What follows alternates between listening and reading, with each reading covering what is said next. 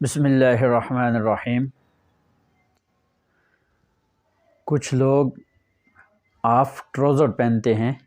خاص کر کے باہر کے ممالک میں ہاف ٹروزر پہنا جاتا ہے اور اس میں ان کے گھٹنے جو ہیں تو وہ بالکل ننگے ہوتے ہیں، اور اکثر لوگ ان کا خیال بھی یہ ہوتا ہے کہ اگر گھٹنے ننگے ہو جائیں تو اس سے وضو ٹوٹ جاتا ہے۔ تو یاد رکھیں، صرف گھٹنے ننگے ہونے سے وضو نہیں ٹوٹتا، البتہ مرد کا جو سطر ہے یہ ناف سے لے کر گھٹنوں تک ہے، اور اناف کے نزدیک گھٹنے جو ہیں تو یہ سطر کے اندر شامل ہیں، اور کوئی بھی مرد دوسرے مرد کا سطر بغیر کسی عذر کے اس کے لیے دیکھنا جائز نہیں ہے۔ حضرت ابو سعید خدری رضی اللہ تعالیٰ عنہ کی روایت ہے، اللہ کے حبیب صلی اللہ تعالیٰ علیہ وسلم نے ارشاد فرمایا، کوئی بھی مرد کسی دوسرے مرد کا سطر نہ دیکھے، اور کوئی بھی عورت دوسری جو عورت ہے اس کے سطر کو نہ دیکھے۔ لہٰذا یہ گھٹنے جو ہیں تو یہ سطر کے اندر شامل ہیں اور ان کا چھپانا فرض ہے،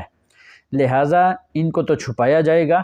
البتہ اگر یہ ننگے ہو جائیں تو اس سے وضو نہیں ٹوٹے گا۔ اسی طرح ایک آدمی نے یہ بھی سوال کیا، بلکہ وہ دوست یہ کہہ رہے تھے کہ ایک آدمی میرے سامنے اس نے جا کر وضو کیا، وہ ہنس رہا تھا، اور اس کے بعد اس نے وضو کیا تو میں نے اس سے پوچھا کہ ابھی وضو کیوں کیا، تو وہ کہتا ہے کہ ہنسنے سے وضو ٹوٹ جاتا ہے۔